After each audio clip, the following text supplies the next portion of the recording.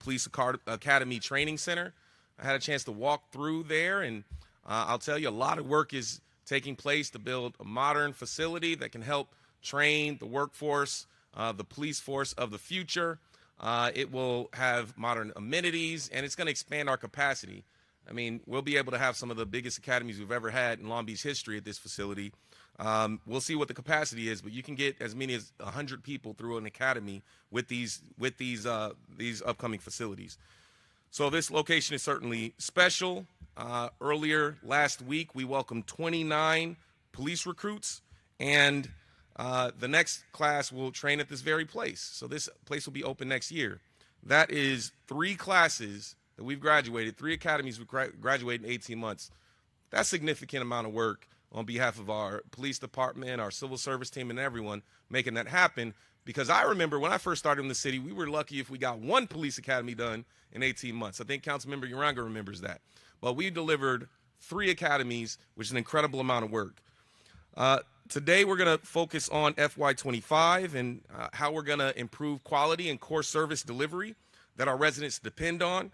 As Long Beach's 29th mayor, it's my honor to present the FY25 budget alongside our city manager, Tom Modica, and our entire city team, including Eric Lopez. And it's our responsibility that's outlined in the charter every single year that the mayor shall submit the proposed budget recommendations to the public and the city council before August 2nd, which brings us to today. Leading up to today, we've been spending a lot of time at home with the kids watching the Olympics. And I have 2 girls, most folks know, and they are pretty inspired watching folks like Katie Ledecky and Simone Biles and the women's water polo team, which trains right here in Long Beach. And, every day they're in swim camp this summer.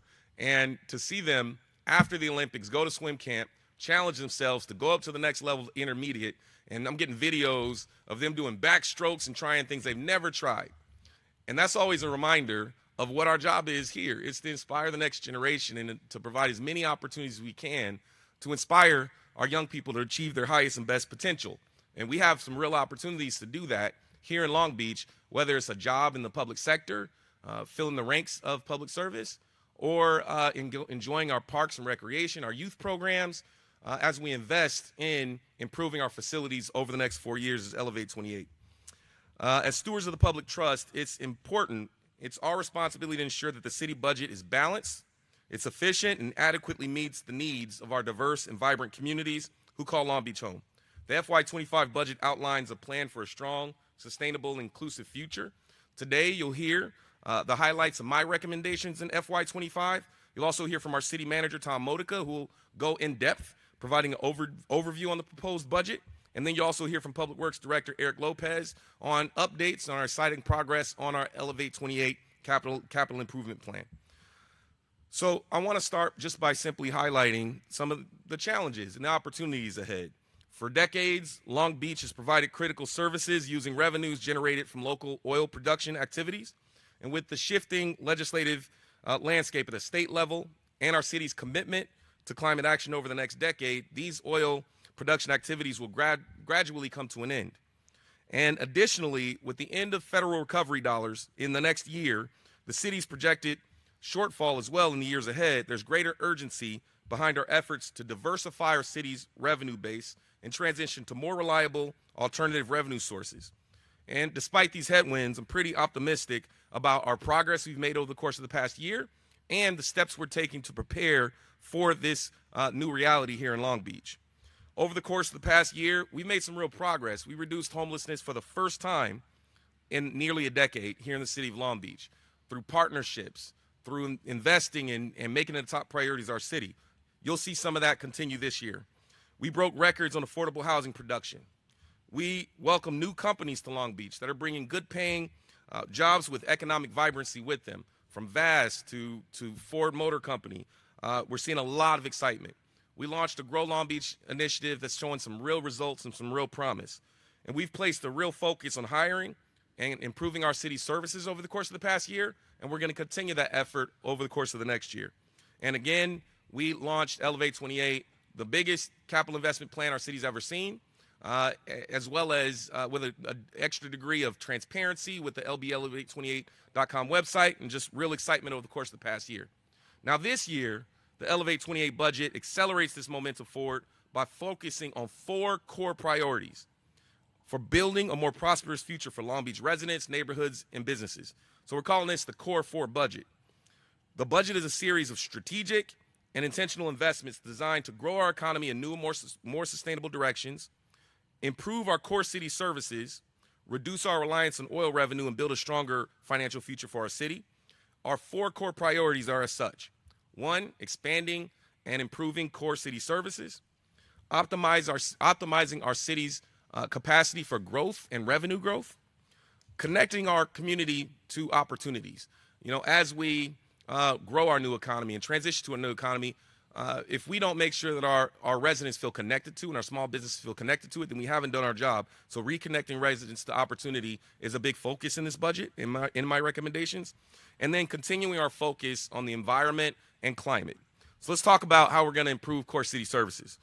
When we meet with residents and neighborhood groups all across our city, we often hear about the need to place a bigger focus on keeping our neighborhood clean, improving our sidewalks, keeping our streets in good condition, keeping our neighborhoods safe.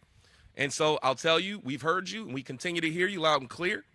This budget is a part of FY25. We're placing a deeper focus on improving quality, visibility, responsiveness of our city services. So every resident in every neighborhood has access to the resources that they need to live with dignity and peace in mind. Here are some investments that are helping to protect public safety services, address affordable housing and homelessness, and ensure clean and vibrant neighborhoods for our family.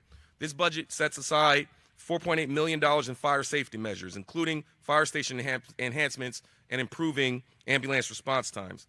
There's more than $1 million for Long Beach Police Department Crime Prevention Unit. You'll hear more about this from our city manager. That has helped to address crime trends, and we're going to continue that effort. I mentioned before that this next year we're going to be opening our police training academy. This is a massive effort, and we will see the benefits of those efforts in this upcoming year.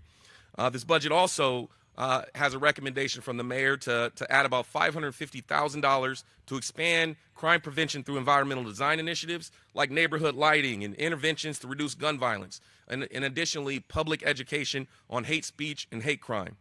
We're continuing our progress on homelessness. We've got real momentum, so we're going to maintain that momentum. And much of our progress on homelessness was made possible due to the partnerships that we've established across the state, federal, and across our region. In this year's budget, we are continuing to place a real focus on partnerships by establishing Long Beach's first Office of Homeless Strategy and Partnerships to expand the capacity and coordination of shelter and outreach services here in Long Beach. We're also calling for the continuation of funding for the Tenant Right to Counsel program to help folks have the resources to stay in their homes. And in the spirit of partnership, we're also working with the Port of Long Beach to explore affordable housing options that promote public health and economic resilience in port-adjacent communities. Now let's talk about our work to ensure clean and vibrant neighborhoods for Long Beach. Last year, we brought in our in-house slurry seal program that's really improved our ability to expand our ability to protect our streets. This year, we'll be continuing that effort. You'll hear a little bit more about this from City Manager Modica, but we're expanding that effort by bringing in-house a concrete program. This is a big deal. This allows us to move quickly and be more nimble on sidewalks and curbs and gutters and street repavement jobs. So this is a really important enhancement on delivering quality services to our residents. We also direct $14 million, almost $15 million to launch the city's organic waste collection. This is a big endeavor for our city. And we also are continuing our commitment to young people and to youth. This is something important to me, important to our city. The total fund in the youth fund is now at $1.1 million to support youth participatory budgeting, increase investments into citywide youth priorities, youth arts education, arts equity initiatives. So we're continuing our focus on youth. Now, a key priority in this budget is optimizing growth for a sustainable, resilient economic future. In 2023, we launched Grow Long Beach. And this is a strategy focused on unlocking the potential of our fastest growing industries in Long Beach, like space, like ports and goods movement, like clean technology and tourism. And one of the largest venues, we're going to be one of the largest venues for LA 28 and the Paralympic Games. And with all of this progress, we are pursuing an ambitious set of strategies to optimize our potential for revenue generation and economic growth leading up to 2028 and beyond 2028. And this FY25 budget, we are making investments that accelerate those economic growth opportunities and places a big focus on small businesses to ensure our entire city feels the impacts of these investments. So what are we doing to accelerate economic growth? So I've talked a lot about the need for ease, speed, and predictability when working with our city planning programs and dealing with a city hall. And we have somewhat of a balance that we have to make. We have to focus on big transformational projects, but we don't want to take a focus on the projects that are important and the plans that are important for North and Central and West and East Long Beach. So how do you balance that to ensure that, hey, if we're going to place a focus on Queen Mary and Amphitheater, we're not taking focus away from improving the quality of life in the neighborhoods? And so to ensure that we are giving the attention to both the signature projects and maintaining our focus on our projects citywide, I'm recommending we establish a new signature projects division in community development that will streamline major projects like the redevelopment of Queen Mary, the Long Beach Convention Center, Alamitos Bay, and the new signature amphitheater that we're bringing on in the next fiscal year. Long Beach also has a number of revenue-generating assets that are beginning to produce real results for our city, but we need to do more. We're seeing profitability come out of the Queen Mary that we've never seen. We're adding new revenue-generating assets like the new amphitheater. It's important that these assets are coordinated and managed well to deliver a better experience for visitors and tourists, but also to generate more revenue in critical vulnerable funds, especially Tightlands and especially our general fund. So with that in mind, I'm recommending that we create a new revenue innovation and strategy and enhancement division, RISE, RISE, the RISE division in economic development to better leverage and coordinate our public assets, pursue new revenue generating opportunities, and ensure the best possible customer experience. Next, we're continuing to invest in marketing, advertising. We're putting $500,000 into the development of, we're putting $500,000 into both the development of an entertainment strategic plan and additional arts activities around entertainment, music, performing arts, and documenting our history as we lead up to lead into LA 28. And this year, we're continuing our focus on small businesses. They are indeed the backbone of our Long Beach economy. So you'll see support to continue to support our visual improvement grants. You'll see funding to continue the incredible outreach that the BizCare team is doing.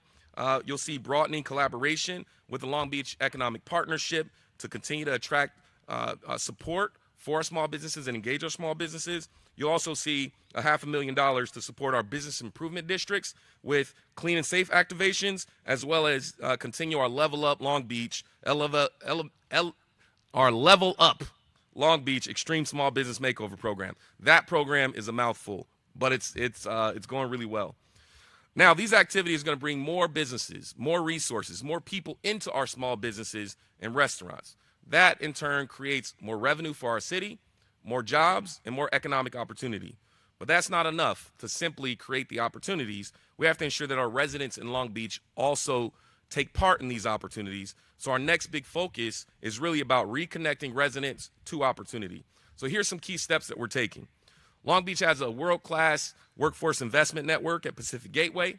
And with the changes to our economy and the new emerging economy we have in Long Beach, it's time to revamp and modernize Pacific Gateway to better prepare our local residents for opportunities to work not only in the new economy with space and goods movement, but also in the public sector, and to ensure that our communities that have historically been left out of opportunities are included. I'm recommending that we restructure this organization to the Long Beach Workforce Investment Network. So no longer Pacific Gateway Workforce Investment, LB-WIN, with a real focus to align its missions and its objectives to connecting as many Long Beach residents to opportunities of the future and opportunities in the public sector. So we're taking big steps to modernize. We're already taking a lot of steps to modernize our hiring and civil service systems and establishing local preferences for public sector union jobs and city government. But we want this new mission of LB-WIN to really highlight the pipelines and connect our residents to the opportunities to work, not only in the city, but in the private sector as well. We'll be continuing to support the Long Beach Public Public Service Corps program, offering recent college graduates and college seniors the opportunities to get hands-on integrated educational experience at City Hall. This year, we had a class of 50 fellows who were all over our city. Pacific Gateway did an incredible job managing this program, and these young people are inspired and pumped up for the future. Who better to fill the ranks of city employment than people who are educated or live or raised right here in the Long Beach community? We're also investing in an economic inclusion action plan to make sure that the progress we're making is inclusive so that small businesses and residents feel really reflected and represented in the new economy here in Long Beach. Next, we're creating opportunities for our residents to really see the benefits of economic mobility. So we're continuing to support programs that really support these opportunities. So we're expanding the first-time homebuyer program. This is a program that is in its second year. It was initially a Recovery Act program. I proposed this as a council member, and it's some real success. And we want to continue to expand this program. We're continuing the Immigrant Justice Fund, citywide language access program, and the budget provides additional resources to launch a public service student debt relief pilot program to support retention and recruitment of city workers. This next generation is dealing with more student debt than ever, and we want to do what we can to acknowledge that and make sure they know we have their back when they come work for the city of Long Beach. We're also putting forward additional resources to help stabilize early care and education sectors, expand child care tuition assistance, and provide targeted outreach to support barriers to families looking to re-enter the workforce. This was something we learned during the pandemic. It is essential that we as a city take a part in making sure we stabilize our early child care and education sector. This year, we're also maintaining our commitment to the environment with historic investments into our environment, natural habitats like the El Dorado Duck Pond that we opened up just a couple months ago. There's a lot more to do. This budget places a focus on improving our beaches, our waterways, our parks, our urban canopy with millions of dollars in Elevate 2028. You'll hear more from Eric Lopez. This budget, we're also leading the way on greening our open spaces, particularly in neighborhoods that are bearing a big burden of poor air quality and environmental health challenges. And we're expanding our green infrastructure, reduce greenhouse gas initiatives, emissions, improve air quality, and advance our climate goals. And much of this was made possible to the work of our city auditor, Laura Dowd, and conducting an audit to identify additional resources to invest in this effort. So I'm recommending that we make some investments to help boost our tree canopy. We're just 2,000 trees away from getting to 100,000 trees. I think we can set a goal to get 100,000 trees planted by 2026 and get over that 100,000 tree goal. So you'll see some resources to help provide the technical support to make that happen. I'm recommending that we support citywide tree planting and habitat restoration programs, tree trimming, maintenance, parks, expanded beach cleanups, $4 million toward energy efficient upgrades and sustainability enhancements at public parks, open space, West Long Beach, North Long Beach, Willow Springs, to grow our Long Beach's canopy and to invest in open space. And we are recommending $1.8 million to help procure a new trash interceptor barge at the San Gabriel Valley River to improve water quality throughout our watershed and across our Long Beach coastline. So this budget increases our capacity to do the work that's necessary to also transition our fleets to zero emissions.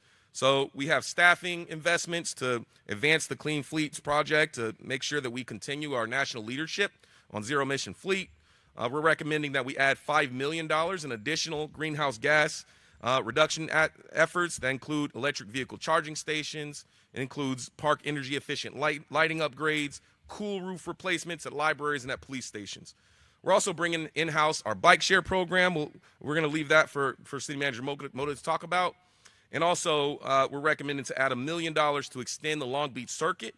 This is a program that's in the shore and in downtown, and with this additional funding, we can continue the program and explore adding a third zone to the program because the circuit is certainly a success. So as I close, I want you to know that our city is at an important moment of transition, and we're making important investments. And by making these investments and placing a focus on these key areas, we are preparing our city for growth. We're making sure our residents feel connected to that growth. We're continuing to deliver quality city services while leaving our city in a strong financial place.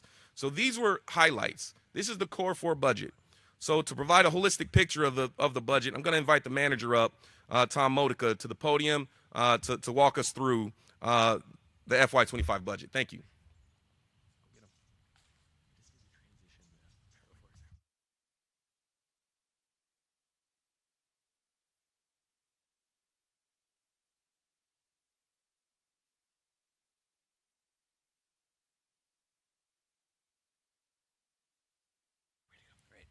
Thank you, Mr. Mayor. So we're excited to be here today. This is one of the most important things the city does every year is create its financial plan with input from the community to be able to really lay out our priorities and our fiscal priorities for the next coming year. And so we're building on a really great base of things that have happened in the past year, just to give some tangible examples of where those dollars go. We reduced homelessness for the first time, as the mayor said, since 2017 by 2.1%, when a lot of our partner agencies are continuing to increase. We're a housing leader, a record 3,039 housing units, and issued building permits for 1,000 units, including we're the leader in ADUs in the state of California per capita at 673. We've launched what's called our Mobile Access Center. Those are our direct services to people experiencing homelessness, and that now goes to 16 new locations per week citywide. We've continued to invest in our police officer hiring and having one of the most aggressive packages to recruit and retain our police officers with the goal of onboarding 100 new deployable police officers in 2024. We invested in our largest fire recruit academy ever in our history and addressed some of the workload fatigue that was happening in our fire department. Last year, we successfully approved all of our labor agreements with our 9 non-public safety labor groups. We continue to focus on hiring and implementing the talent acquisition division in the human resources department, and the goal of improving the recruitment process for unclassified services. A personal favorite of mine is we used to get a lot of complaints about our bathrooms, our bathrooms in our parks. We have 54 freestanding restrooms. We put together a very innovative program. They're now visited 4 times a day and closed at night and open back up in the morning, and the number of complaints has dropped dramatically. And Future Long Beach has enrolled 768 young people young people across all of our programs. One of our big successes from the Recovery Act, we'll talk about a little bit later today, is our BizCare program. They assisted 1,000 businesses through our hotline, many of which in language for people that need that. 71 businesses at in-person pop-ups. We visited 1,000 businesses to provide support and information on all of our programs and resources. We've continued the evaluation of the feasibility of the amphitheater, and we hope to have news on the next steps on that in the coming week. We celebrated our 100th anniversary at the Long Beach Airport, and we continue to have the largest investment in infrastructure in our generation through the Elevate 28 plan, and it's even going up, as you'll hear later today. So our budget is $3.6 billion across 36 fund groups and 24 departments. We are committed to providing those core quality public services and investing in the community. And this budget makes investments that will pay dividends in the future, as we're trying to be very future-oriented in this budget. And we're aligning the city for stabilization today, tomorrow, and well into the future. So as we know, we do have structural deficits, and those have been planned, and we've been talking about those for a while. It has been getting better. We've been trying to work on some solutions to keep that from growing and actually go in the opposite direction, and that's part of what we're reporting today. We had originally in January predicted about a $28 million structural deficit for the coming year. Through both expenditure increases and revenue increases, in March we reported that that shortfall was down to $23.5 million. For the 5-year projection, we had looked at about an $80 million impact over the next 5 years. In the last coming months, looking at a number of different revenue assumptions and cost expenditures, we're now looking at about $61 million over the next 5 years. So still something serious we need to pay attention to, but it is getting better. In terms of this budget, one of the goals was, while it's not a cuts budget, and we've said that early on, we have one more year of Recovery Act, we wanted to make sure that we're reducing the amount of structural deficit as much as possible. And so any of the additions that are in the budget that are structural are all being offset by revenue or through efficiencies within the department. And so it's actually improved from that $23.5 million deficit. This year is actually going to be 20.3. And then using one-time dollars to be able to invest in some of the things that we hear from our community. So about $10.4 million in one-time investments. The mayor mentioned this a little bit on oil, and so we're planning and getting ahead. We know that oil is not in our future, and we need to make sure that we're not relying on it in our operating budget. If oil dollars do come in, as we have these, these abilities to come in, we're going to use them to pay down debt, for one-time dollars, for capital projects. But over the next 5 years, we're planning to come off of oil in the general fund. One of the big things that's happening this year is the conclusion of the Recovery Act. That was a once-in-a-lifetime opportunity. We ended up receiving $296.9 million in Recovery Act dollars. The city's allocation, just to put that in perspective, the direct allocation was about $130 million, but through grants and through all of the different operations and all of our work, we brought in almost $300 million, which is larger than many of our city budgets around us, our neighboring cities. And so we've supported more than 80 programs. We put that money not just into the city's budget. That was only a small portion of it. We put most of it into residents and help them recover, and into businesses and help them recover, and that's really paid off. But some of it had been used for our city deficits to prevent service reductions. It was supposed to be about 2 years. We managed to stretch that to almost 5 years. But that money is coming to a close in December of 2024, and so we are planning to conclude most of those programs, and then any additional savings would be able to help us with any future deficits. But we also are trying to preserve some of the Recovery Act programs that were the most impactful and the most needed by our community in the budget. A couple of the examples of those is our, you see on this list, our Be Safe program. We have been investing in business services equity to be able to work on purchasing with our local businesses. We want to keep that. Our language access program, risk management and vendor compliance, BizCare, health equity, reentry, and sidewalk vending are a number of the programs that we found resources to prevent from going away. Otherwise, they would have ended under the Recovery Act. We have a couple that are transitioning out, and all of this will be available in the budget book, including also the ones that are closing out.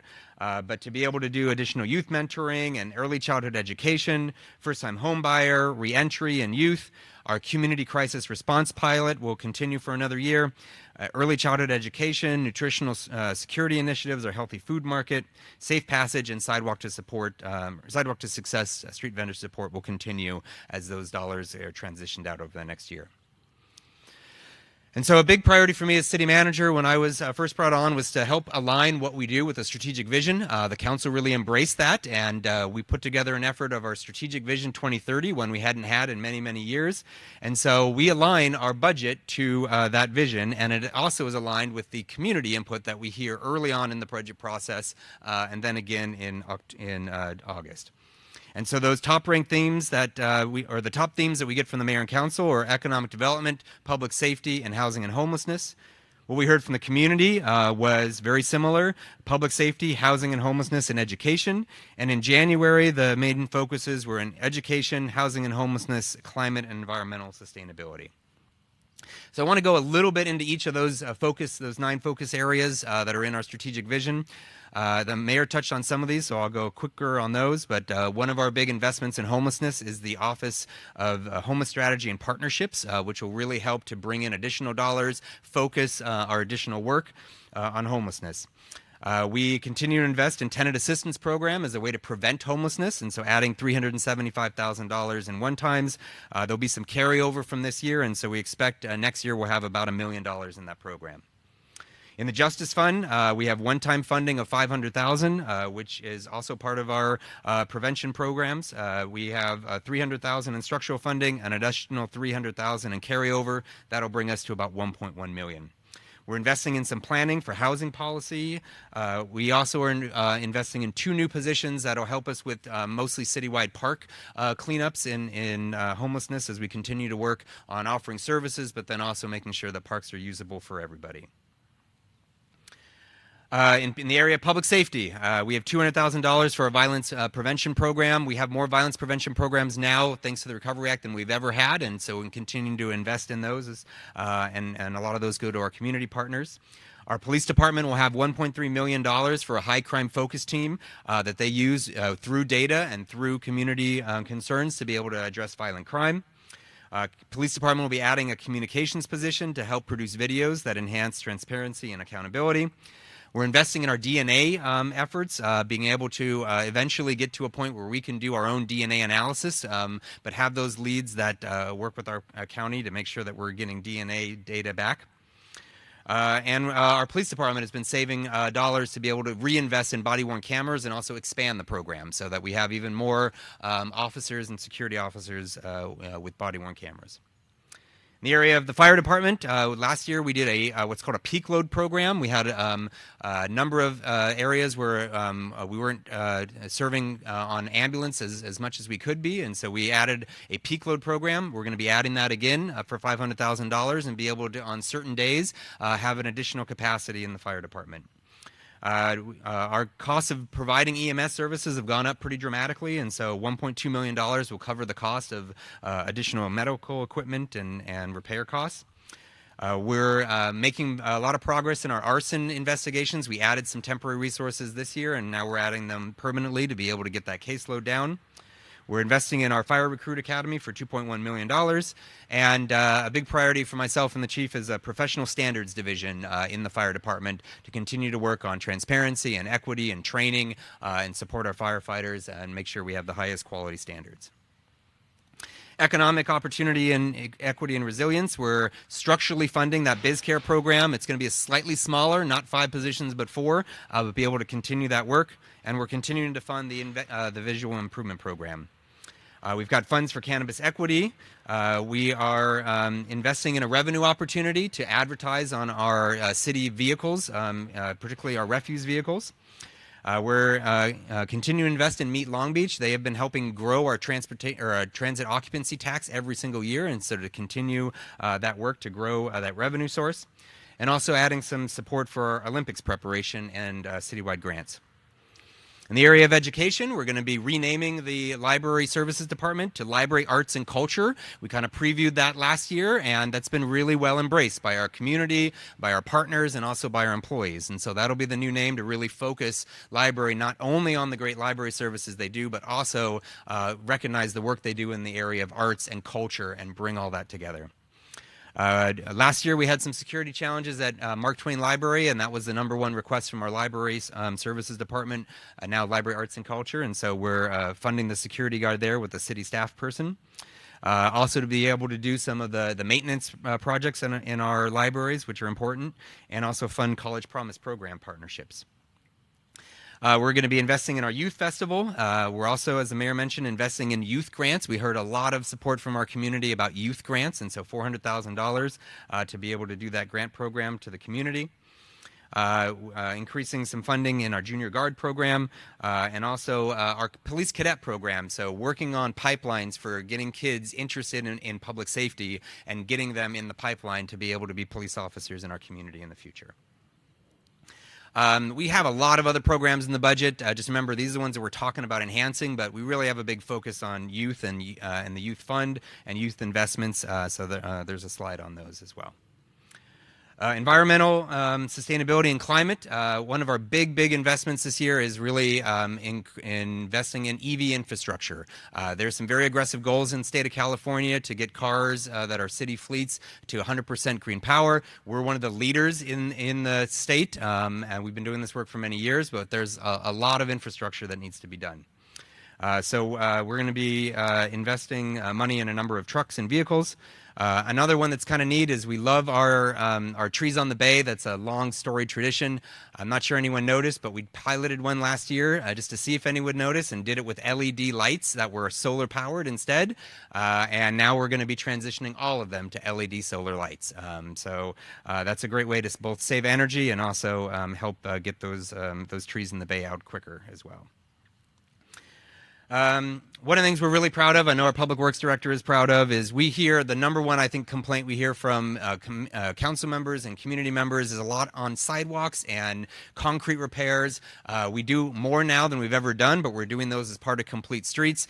But being able to actually contract in and bring in-house, have an in-house crew that can go do little curb repairs or shave down sidewalks or replace one section of sidewalk, do that so much more efficiently than contracting that out for those smaller jobs. And that's going to be 10 new employees that will be doing that every single day.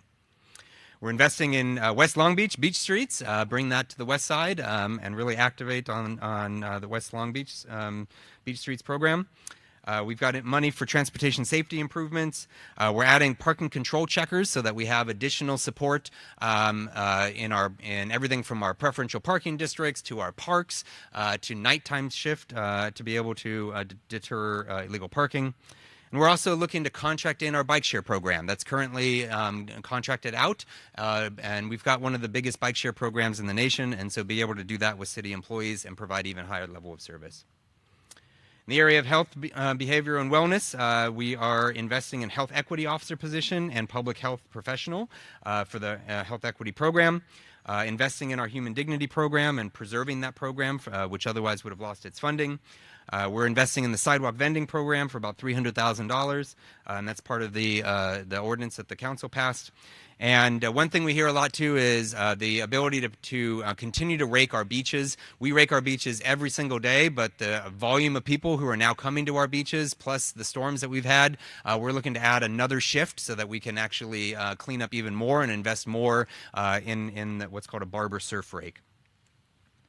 Area of digital inclusion and technology, our main priority will be cybersecurity. I think we all know the cybersecurity incident that happened last year, and that's a constant battle. You always need to be doing more, can't stay static, and so we're investing another $1 million there. We're also going to be investing in a new website. It's been almost, I think, 10 years since we redid our website and be able to provide additional services through a replatforming. So those really are the service categories. I'll go quickly through what we call our government categories because a lot of the work that residents rely on require that we invest in our employees and in our systems and structure. We're going to be adding a number of revenue positions to be able to look at everything from parking citation revenue to emergency ambulance revenue. We're going to be looking at our classifications of our city employees, some of which have not been updated since the 70s, and be able to update those. And also invest in ongoing racial equity training. We've got a number of positions that help our city council offices as they receive the thousands and thousands of calls for service. They take those calls and they get them to the departments, and so we're investing in both community development and in public works to get more bodies that can help the council do that work. And we're also increasing our language access program by $300,000. Elevate 28, we're going to get into the details on infrastructure pretty soon, but it's a 5-year program. It is the largest investment we've ever made in infrastructure in a generation. And that program last year really got built out and we launched it. And this year we're now adding about $174 million because we've been so successful in getting grants into our Elevate 28 program. So it's growing from about $750 million over 5 years to $928 million. And we're going to be issuing our second bond, and Eric will get into a long list of projects. You'll have to go quick, Eric, but there's a lot of projects. A big focus of this budget is maximizing and protecting revenue streams. So obviously we've got fiscal challenges coming up. We're going to be investing in business license inspection on transit occupancy tax, investing in parking control checkers, looking at our data analytics for things like our ambulance revenue streams, looking at our cannabis program, make sure we're maximizing cannabis revenue. We're adding a business service equity officer to be able to focus on revenue recovery, and also business license inspector programs. Mayor's talked about this a lot, but we have two major areas for opportunity of innovation. One is streamlining our hiring, taking our existing employees in both civil service and HR, putting them together and being as best as we possibly can to increase the rate of hiring, increase preferences for our local residents, and bring that talent into Long Beach and lower our vacancy rate. And then, of course, investing in our oil platform, oil futures, and what that looks like for us as a future. Grow Long Beach, we've talked a lot about that. That's a multi-year program with 52 different ideas on how to raise revenue, so continuing work there. And then also next week, please pay attention. The council is going to be considering a local ballot initiative that could be put in front of voters. Obviously, we're facing some tough times coming up, and what we hear from our community is they love the services we provide. We want to be able to provide residents a choice, so they'll have a choice at the ballot box to invest in some local revenue measures that could keep things the way they are, or if not, and that's their decision, we would then look at some reductions next year. So again, that's kind of in wrapping up. That projected shortfall is unlikely just to go away. It's not going to be resolved without intervention. We are being proactive. We're thinking about how do we create our revenues that we have control over. We're also going to be offering that ability for residents to make some actions themselves, and then be proactive and keep down costs and address that budget next year. So with the budget timeline, we basically kick it off today. It now transfers from the city manager's proposed budget and the mayor's recommendations to the city council. They are ultimately responsible for passing that budget, for getting the compromise, hearing all the different input, and passing a fiscally responsible budget. And we expect budget adoption or meetings to happen in August and budget adoption September 10th. And so we please get involved. I know this is a lot of numbers, a lot of work, but it really is important. Find the things that you want to engage on. Attend budget hearings, attend budget oversight committee meetings. We're going to be out in the community, attend those meetings. You can do it from your own home. You can fill out digital comment cards and send us in your thoughts. We'd love to hear from you. And so in closing, we're a city of many, many accomplishments. I'm proud to be your city manager and lead this team. We've got an incredible group of elected officials who help set our policy. We are a full-service city who provide a whole bunch of important services. We've maintained resources, invested in core services, and we've got incredible employees who are committed to doing that work that helps people's lives get a little better every single day. I am really proud of our strong fiscal management that starts with our mayor and council setting really strong policies.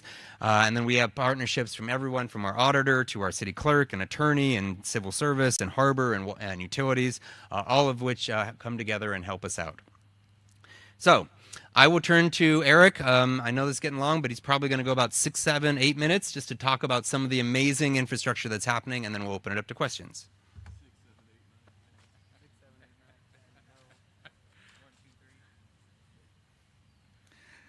Thank you, Mayor and City Manager. So I was told 15 minutes, then I was told 10 minutes, then I was told 8 minutes, and then now the City Manager said 6 minutes. So I'll do my best here. I first want to thank both the Mayor and the City Manager for this opportunity to talk infrastructure. Those of you that know me, I love talking infrastructure. I love talking public works for the city. Even when I'm getting a haircut, or when my kids are playing in the playground, or when I'm taking a jog around the neighborhood. I love when I'm stopped and somebody wants to talk about potholes or tree trimming or curb and gutter issues or their local community center, etc. But we in Public Works work really hard to improve our city, to improve our infrastructure, but we cannot do our work successfully without the partnerships from the community and other city departments, including our city manager's office, our police department, our fire department, financial management, the city attorney, the city auditor, the clerk, the human resources team, our community development departments, our health teams, our parks and recreation and marine department, economic development. I'm sure I've missed some, I'm sorry, but it really does take a village to deliver all these amazing improvements throughout our entire city. And none of this would be possible without the direction and without the resources that we get from the mayor and city council. So a huge thank you to them for allowing us to do this amazing work. But what is this amazing work? So I'm going to highlight a few projects that we did this current fiscal year. We have a lot to be proud of. I'm only highlighting 6. I can highlight hundreds, but I'm only going to focus on these. And I'm going to start with just some of our street improvements. From the top left, we have the Market Street and Long Beach Boulevard intersection. All of Market Street has been completed. To the right of that, we have the duck pond that was mentioned earlier, a beautiful renovation of that facility that's going to provide a place for recreation, both passive and active, for generations to come. And then we have, to the right of that, we have an intersection of Alamitos and Ocean Boulevard, one of our many street improvements. At the bottom left, left, we have the new and enhanced Admiral Kidd Park Playground. It is being visited by hundreds and not thousands of kids every week and enjoyed. Then our Kraken Slurry Seal team continues to do amazing work. They're out there every single day, as long as it's not raining. When it's raining, they're cleaning culverts and storm drains and helping us keep our streets from getting flooded. And then there's a lot of sidewalk work and ADA improvements. Bottom right-hand corner shows one of the pictures of a recent area that got done. Infrastructure improvements really is one of many different functions that your Public Works Department works on, and we do a lot. In fiscal year 24 alone, we got 137 lane miles of road improvements done. I'm going to repeat that. 137 lane miles. That is a lot, but some of you would say that is not enough. What about my residential street? What about my major street? It's coming. We're doing more roadway work than we ever have, and we continue to increase our capacity. So we're really proud of some of the proposed changes in the budget to continue to developing our teams, to continue to do more and meet the expectations of our residents. But in addition to streets, we also do a lot of bicycle lanes. We completed 7 miles in fiscal year 24. We are going to be completing the Artesia Grade Boulevard project later this fall. We're really excited about that. We repainted 52,000 linear feet of red curbs. 52,000 linear feet. Don't take your calculators out. That's 9.8 miles. And then we also slurry sealed 9 million square feet of asphalt. So keeping our streets improved. We did improvements to the Queen Mary, and we installed 600 new ADA compliant ramps, repaired $4 million of sidewalks, repaired over 50,000 potholes. We're coming. There's more out there. We trimmed 20,000 trees, removed 300 tree stumps, planted 140 trees, replaced 3,300 traffic signs, and much, much more. This year, as part of the FY24 budget, we're also looking to complete 7 park improvement projects, 6 public facilities, 3 beach improvement projects, and 1 parking facility projects as well. I'm going to go quickly through some of these pictures. Just shows the transformational work that our teams do every day. A picture truly is worth 1,000 words. And whether it's an alley, whether it's a local street, whether it's a sidewalk or a curb ramp, we continue to do more right-of-way improvements, including street work, than we ever have. And we're really proud of our teams. And when our teams get to your neighborhood and complete the project, you can tell the difference. It really is amazing to go from a dilapidated infrastructure to a nice renovated one.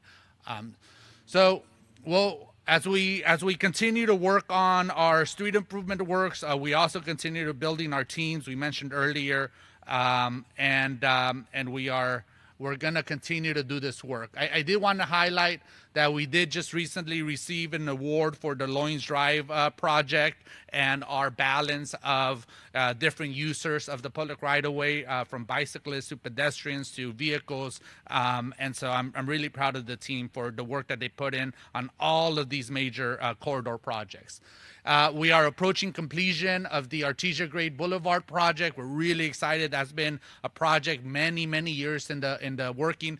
Those $40 million corridor enhancement projects do not get done overnight, and they do have impact. So I want to thank the residents of North Long Beach for being patient with us as we continue to transform that corridor and make it better. We also are in the process of completing the Davenport Park improvement project. We are more than doubling the park space that are available in that part of the community. And you can see from the pictures, we're almost done. We look forward to celebrating. This is just one of the latest park improvements that we are delivering on behalf of the city. With Measure A, we have our 5-year plan. I believe is the best 5-year infrastructure investment plan in this country. And I believe, I really like how we are very transparent on where all the dollars are going. And every year we come back to the council and we appropriate the dollars required for us to deliver that plan. So here is the list of dollars by funding source of the amount that we're appropriating as part of the fiscal year 25 budget. Here are the categories by our capital improvement programs. You see a lot of the investments is where they're going. Here is the investment categories. And then here's our map. Here's what shows where all of our projects are located. Over 170 total projects. Over 170 total projects to date. That is increasing as we continue to be successful leveraging our local funds and bringing in more state and federal dollars. The number of projects sometimes do increase or get bigger from an overall financial investment standpoint. So the big change that was mentioned earlier this year is that we are adding $173 million to the overall plan. And the large majority of that add is from external funding. We've gotten a total of $151 million in external funding. So this is something I'm really proud of, that our citywide teams has been working really hard to maximize the amount of funds we bring in from the state and federal government. And we are being very successful, but there's so much more room there. So leveraging every single local dollar that really helps us to implement the improvements that we need to keep improving our community. So in addition, we do have more applications out there. We have over $1 billion in grant applications pending federal review. So as we are successful in bringing in those dollars, you'll continue to see this plan increase. So what are the projects that we're adding? You see the list here. These are just a few. This is part of the over 170 projects. I believe we're at 178 to be more specific right now. That's been added. And then here's how we're just a breakdown of the difference and where you see the 173 million. And then we have the total overall plan now is a total of 928 million. And then the breakdown by category. So every single one of these project categories has a series of projects under them. They're all available on the website. They're all available. All the information is there. We have a brand new website that we've completed, our Elevate 28 website that's live. I hope the public goes to it. If you have any questions, reach out to the Public Works Department. We are here to help answer them. And I'd like to hand this back to the mayor to conclude the press conference. All right. Well, thank you, Eric. And the website is lbelevate28.com. We've never had a capital improvement website with insights and cut sheets and all of those things so you can track the projects in your neighborhood.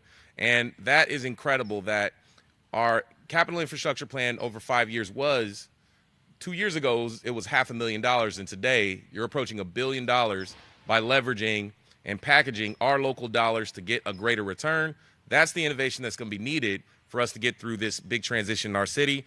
And if you saw throughout this Core 4 budget, you saw the theme of partnerships and leveraging opportunities come up time and time again. Our city manager talked about it. Our city manager's office is doing the homeless strategy and partnerships office.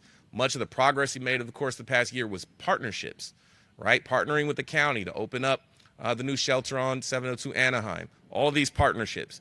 There's partnership. This spirit is being taken on across all of our departments. I even want to recognize Allison King in the health department with the housing authority. She's got an innovative partnership that she's working on, as referenced in the mayor's recommendation, with United Way, the Fund for Guaranteed Income, and the housing authority called the Long Beach Housing Pledge. And so we'll see another innovative partnership come forward in the next year that really allows us to deliver better services for our residents while being mindful of the budget situation. And so, again, this is the beginning of our budget process. It now will go to the city council and out to the community. We want to be clear. The work to prepare for tomorrow begins now. It's incredibly important that we maintain a level-headed, fiscally responsible approach to our budgeting process. We're focusing on core services, and we're intentionally including many items that the community has asked for in the budget, and we're placing a focus on growing revenue for the future. That's what we have to do as a city. Every part of our city is represented in this budget. Every part of our city is invested in this budget. We're investing in all corners of our city. I want to send a message to the city council. Take this, begin your deliberation, but we need to make sure that any changes to this budget does not grow our structural deficit. I personally will be watching that. I won't support any additions to this budget that will increase our structural deficit. If we hold the line, if we continue to make strategic investments, we'll create a resilient and sustainable future for our city with a secure financial future, and we can pass it on to the next generation in a better condition than it was when we came to it. So thank you so much for being here for this part of the presentation, and now we'll transition to the next part.